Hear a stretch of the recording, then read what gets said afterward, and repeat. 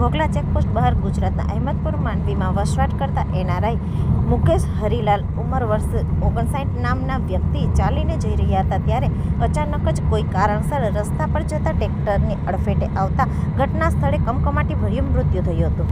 ટ્રેક્ટરમાં મુકેશભાઈનું માથું આવી જતાં તેમનું ઘટના સ્થળે જ મોત થયું હતું। આસપાસના લોકોએ 108 બોલાવી તેમના મૃતદેહને સરકારી હોસ્પિટલ ખાતે ખસેડ્યા હતા। દીવ પોલીસ પણ ઘટના સ્થળે પહોંચી આગળની કાર્યવાહી હાથ ધરી હતી।